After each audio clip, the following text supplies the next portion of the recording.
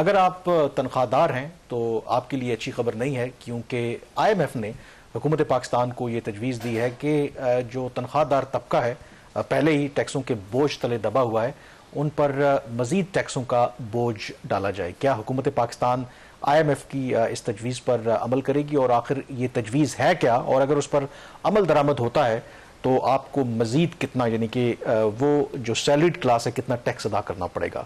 तो शहबाज, इससे पहले कि आप इस की तफसील बताएं कि ये IMF की तजवीज़ क्यों और किस वजह से उन्होंने दी और गवर्नमेंट क्या सोचती है। मतलब मैं 2 दिन पहले हुए कतर से वापस आया हूँ, वहाँ पर एक दोहा ग्लोबल फोरम था, और कतर आपको पता है, क्योंकि मैं टैक्स का नाम सुन के इसीलिए मुझे चिढ़ हो रही है, क्योंकि अभी भी मैं कतर से आया हूँ। कतर आपको पता है कि टैक्स फ्री कंट्री है। आपकी 10 लाख तनख्वाह है या 10 करोड़ तनख्वाह है, आपको टैक्स अदा नहीं करना पड़ता। और इंटरेस्टिंगली, क्योंकि हुकूमतें तो टैक्स लेती हैं ना, कि आपको रिटर्न करती हैं, जो आपको फैसिलिटेट करती हैं हेल्थ, एजुकेशन और बाकी जो आपकी सिक्योरिटी है, सोशल सिक्योरिटी, वहाँ पे टैक्स भी नहीं है। लेकिन जो रियासत है वो तालीम भी फ्री है, हेल्थ भी फ्री है, और दुनिया जहाँ की फैसिलिटीज़ भी आपको देते हैं। लेकिन पाकिस्तान के अंदर पहले ही हम इतना टैक्स देते हैं, फैसिलिटी तो हमें को मिलती नहीं है, और उस पर मज़ीद जो है, आते ही आपने ये खबर अब सुना रहे हैं कि IMF कहता है जी कि मज़ीद जो तनख्वाहदार तबका है उनसे टैक्स आप लें।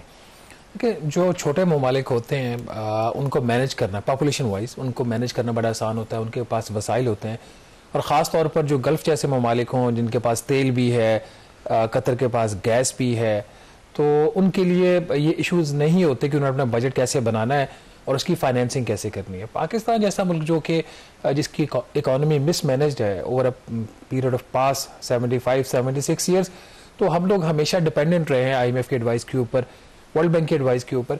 लेकिन ख़ास तौर पर ये जो सैलरीड क्लास के हवाले से है, मैं देख रहा हूँ 2018 ऑनवर्ड्स काफ़ी ज़्यादा इसमें जो हमारे जो टैक्स स्ट्रक्चर है उसमें काफ़ी ज़्यादा तब्दीलियाँ आ रही हैं।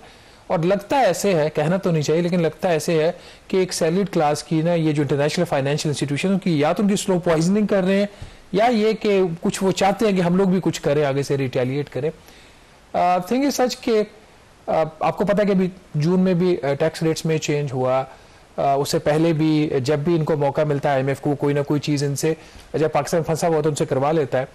एक IMF का टेक्निकल मिशन पाकिस्तान आया था लास्ट वीक ऑफ नवंबर, और उसका जो रिव्यू था वो 2 हफ्ते का था। 8 दिसंबर को उसका जो ख़त्म हो गया उसका टाइम। ये जो टेक्निकल मिशन है, ये जो अभी पाकिस्तान IMF का प्रोग्राम है, उसके तहत ये नहीं आया। ये एक उससे हटकर जो है कुछ मिशंस होते हैं जो आते हैं, जो मखसूस एरिया से रिलेटेड होते हैं, और उस पर अपनी टेक्निकल एडवाइस देते हैं थ्रू अ रिपोर्ट। तो 2 मिशंस इस पिछले चंद दिनों में आए। एक तो ये टैक्स पॉलिसी के हवाले से, जिसने पाकिस्तान के जो टैक्स लॉज हैं उनको रिव्यू किया, और उसकी जो सिफारिशात हैं वो अभी हतमी तौर पर तो आना बाकी है, लेकिन जाने से पहले उन्होंने एक इजलास किया उसके साथ, हमारी वज़ीर ख़जाना के साथ, तो उनको उन्होंने अपनी रिकमेंडेशन बताई। दूसरा एक और उनका मिशन जो बजट के हवाले से है, वो भी इस वक्त पाकिस्तान में है, और उनका जो रिव्यू है बजट के प्रोसेसेस का, एलोकेशंस का, अप्रूवल का, वो कंप्लीट हो जाएगा। तो अभी नाज़रीन हम जो बात कर रहे हैं वो कर रहे हैं जी IMF का जो टेक्निकल मिशन आया था टैक्स पॉलिसी के हवाले से। गुज़श्ता हफ्ते उन्होंने अपना रिव्यू कंप्लीट किया। बाकायदा उन्होंने भी एक बाज़ाब्ता रिपोर्ट तो पाकिस्तान को नहीं दी, लेकिन चंद बड़ी सिफारिशात थी, जिसमें 2 ऐसी चीज़ें थी जिसका डायरेक्ट इम्पैक्ट आएगा पाकिस्तान की तमाम जो पॉपुलेशन है उसके ऊपर, वो खासतौर पर वो लोग जो डायरेक्टली या इनडायरेक्टली किसी तरीके से भी वो टैक्स पे कर रहे हैं।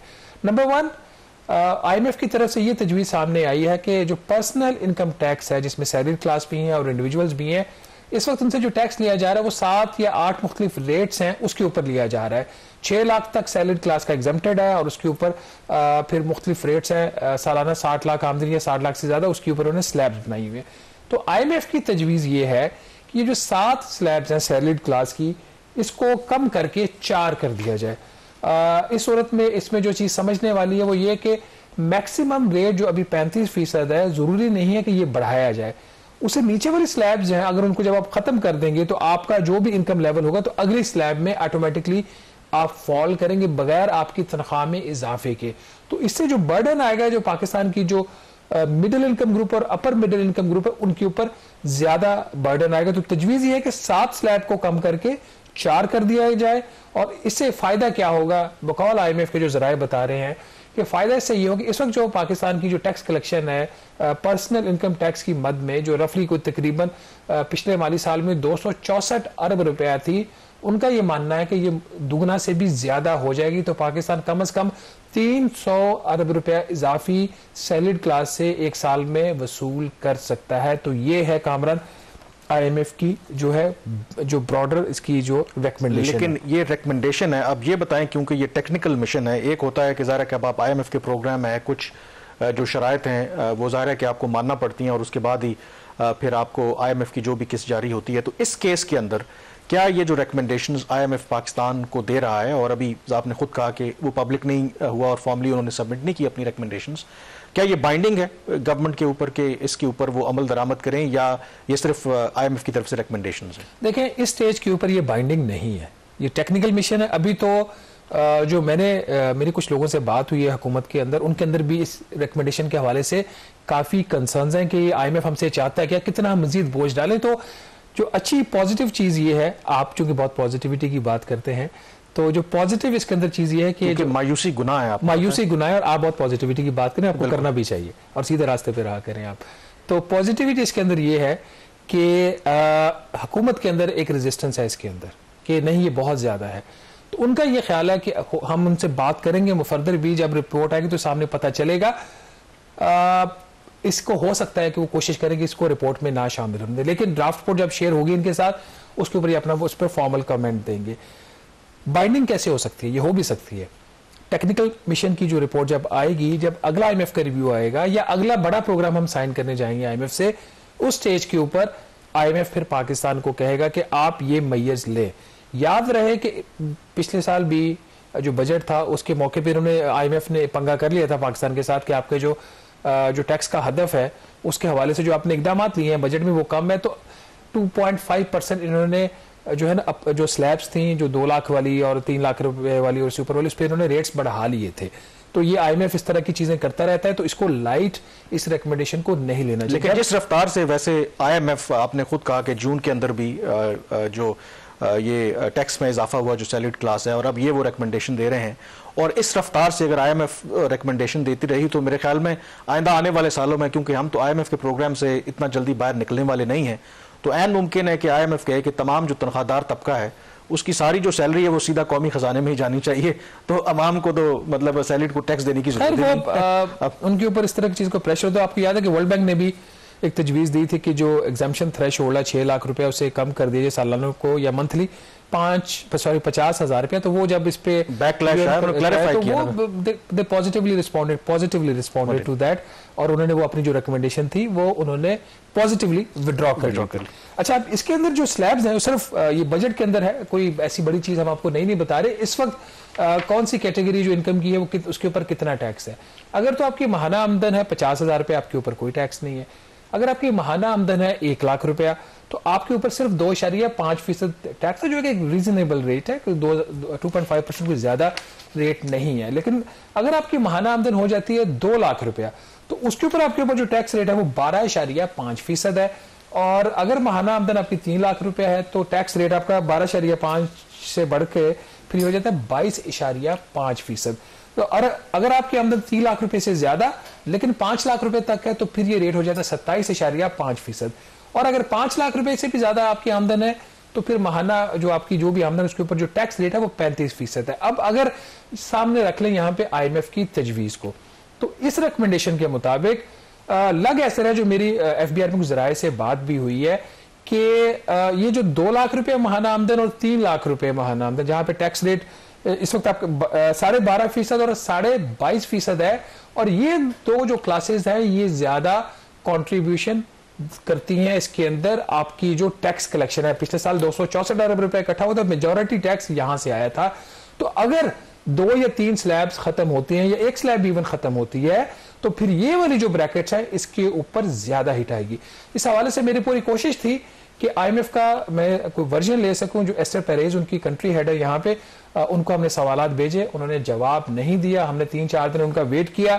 जो FBR के स्पोक्स पर्सन है आफाक कुरैशी साहब, उनसे बात हुई, उन्होंने कहा जी कि अब इस वक्त तक हमारे पास कोई बाकायदा उनकी रिपोर्ट नहीं है तो कमेंट नहीं कर सकते, लेकिन उनका जी एफबीआर ने हमारे टैक्स आईएमएफ ने हमारे टैक्स रेट्स और लॉज को रिव्यू जरूर किया है। कामरेड्स, रिकमेंडेशन के अंदर एक और भी रिकमेंडेशन है, वो है 18% सेल्स टैक्स का जो रेट है उसके हवाले से। अच्छा, स्टैंडर्ड रेट तो 18% है, लेकिन मुख्तलिफ जो लॉ के अंदर आपने ऐसी प्रोविजंस की हुई हैं जिसके तहत वो जो 18% वाला जो रेट है वो कहीं पे 5 है, कहीं पे 10 है, कहीं पे 12, वो डिपेंड करता है। तो एक स्केड्यूल है सेल्स टैक्स एक्ट के अंदर जिसको स्केड्यूल नंबर 8 कहा जाता है, उसके अंदर रिड्यूस्ड रेट्स हैं सेल्स टैक्स के, 18 से कम है। तो आईएमएफ की तजवीज़ ये है कि ये जो 18% से कम रेट्स है इसको बढ़ाकर भी 18% किया जाए, मतलब क्रॉस द बोर्ड कर दिया जाए। क्रॉस द बोर्ड का जो मैंने शुरू में कहा था कि जो डायरेक्ट टैक्स दे रहा है उसके ऊपर भी बर्डन आएगा इनकम टैक्स वाला, और जो इनडायरेक्ट टैक्स दे रहा है सेल्स टैक्स, इनडायरेक्ट टैक्स और ये जो सेल्स टैक्स है ये होता ही रिग्रेसिव टैक्स है, क्योंकि इसमें एक जो ये भी बढ़ जाएगा, अमीर शख्स है वो भी 18% टैक्स दे रहा है, एक जो बेचारा गरीब शख्स है पानी की अगर एक बोतल भी खरीदता है उसको भी 18% अदा करना पड़ता है। अब इसकी वजह क्या है कि आईएमएफ इस तरह की तजावीज़ क्यों देता है? क्या इसकी वजह यह है क्योंकि जो तनख्वाहदार तबका है, जैसे आप और मैं ज़ाहिर है कि तनख्वाहदार हैं, और हमारा जो इनकम टैक्स है, बाकी भी जो लोग इस तरह काम करते हैं, एट सोर्स कट जाता है, हमारी कंपनी एट सोर्स टैक्स काट लेती है और इसलिए एफबीआर को ज़्यादा मेहनत करने की ज़रूरत नहीं। क्या इसकी वजह यह है कि रेवेन्यू बढ़ाने का ये एक आसान तरीका है कि आप जो लोग जो सैलरी क्लास हैं उन पर मजीद टैक्स लगाएं, क्योंकि उनके पास बेचारों के पास ऑप्शन तो है नहीं कि वो कोई डंडी मार सकें और टैक्स अपना अदा ना करें? देखिए, इसके अंदर जब आप लॉज का रिव्यू करते हैं तो कुछ आपको एनॉमलीज नजर आती हैं। हर चीज़ का हम आईएमएफ को ब्लेम नहीं कर सकते, हमने खुद कुछ कंसेशन तो क्रिएट की हुई हैं सिस्टम के अंदर, कुछ एनॉमलीज क्रिएट की हुई हैं। तो जो एक बंदा बाहर से बैठेगा आउटसाइड ऑफ द कंट्री, तो वो उसको ग्राउंड रियलिटीज का नहीं पता होगा। जैसे चीनी है, चीनी के ऊपर अगर आप 18% रेट लेंगे तो उसकी प्राइस के ऊपर और इम्पैक्ट आएगा, अगर उसके ऊपर 8% आप रिड्यूस रेट चार्ज करके तो और इम्पैक्ट पड़ेगा। इसी तरह से कुछ और जो बहुत ही सेंसिटिव प्रोडक्ट्स होती हैं, आपकी मेडिसिन हैं और बाकी आपकी खाने पीने की अशिया, उसके ऊपर कुछ पे अगर हुकूमत ने कहीं रिड्यूस रेट्स रखे हुए हैं तो वो उसका एक सोशल एक एंगल होता है। तो जब आप लॉस को रिव्यू करते हो तो जब इस तरह की नॉर्मलीज नजर आती हैं वो रिपोर्ट्स तो आती हैं, बट इसके अंदर एक और भी चीज़ है, जो इनकम टैक्स वाली साइड है ना, पर्सनल इनकम टैक्स वाली साइड, ओवरऑल 232 अरब रुपए के करीब सालाना उसका कॉस्ट है जो टैक्स एग्जम्पशंस हुकूमत ने दी हुई है मुख्तलिफ सेक्टर्स को। इन 232 अरब रुपए में एक मेजर तो नहीं, सिग्निफिकेंट पोर्शन कह सकते हैं, अराउंड 20-25 अरब रुपए के करीब पेंशनर्स को जो टैक्स एग्जम्पशंस है वो भी इसके अंदर है। अच्छा, फिर एक और जो चीज़ इसके अंदर है जिसके ऊपर आईएमएफ शायद बात नहीं करेगा, जो इंटरनेशनल फाइनेंशियल इंस्टीट्यूशंस हैं, जो डिप्लोमेटिक मिशन पाकिस्तान में काम कर रहे हैं, उनके जो एम्प्लॉइज हैं उनको भी टैक्सों की छूट है। ये आपके जो बैनुल अक़वामी मुआहिदे होते हैं उनके तहत आपको छूट होती है, और ये रेसिप्रोकल होता है। 30 अरब रुपया इसकी सालाना कॉस्ट है।